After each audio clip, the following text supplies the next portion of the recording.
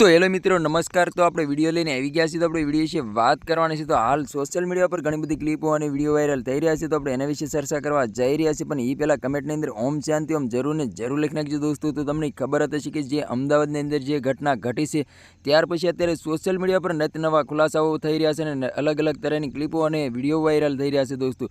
તો વિજય રૂપાણીનું જ્યારે અવસાન થયું છે ત્યાર પછી અત્યારે ઘણી બધી ક્લિપો અને વિડીયો વાયરલ થઈ રહ્યા છે। વિજય રૂપાણીને અંતિમ યાત્રાની અંદર લાખો લોકો જોવા મળ્યા હતા દોસ્તો। એમ કહેવાય છે કે દેશ વિદેશથી પણ લોકો આવ્યા હતા। રાજકોટ આખું રડી પડ્યું હતું દોસ્તો। અને રાજકોટની અંદર એવું બને છે કે વાત જ ના પૂછો દોસ્તો। રાજકોટની અંદર જ્યારે વિજય રૂપાણીની અંતિમ યાત્રા નીકળે છે ત્યારે વરસાદ પણ રડી પડ્યો હતો દોસ્તો।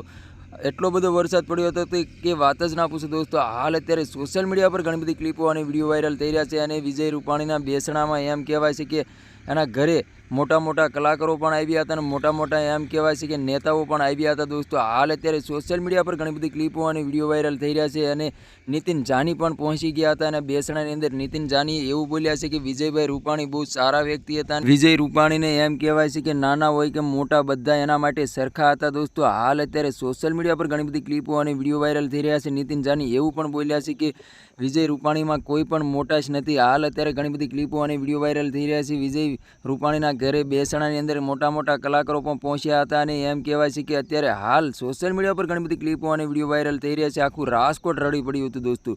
આ તો આજનો વિડીયો ગમે લાઈક શેર જરૂર કરી ફરી વાર બીજા વિડીયો મળી તબ તક કે લીએ જય હિન્દ જય ભારત। મળી એક વાર બીજા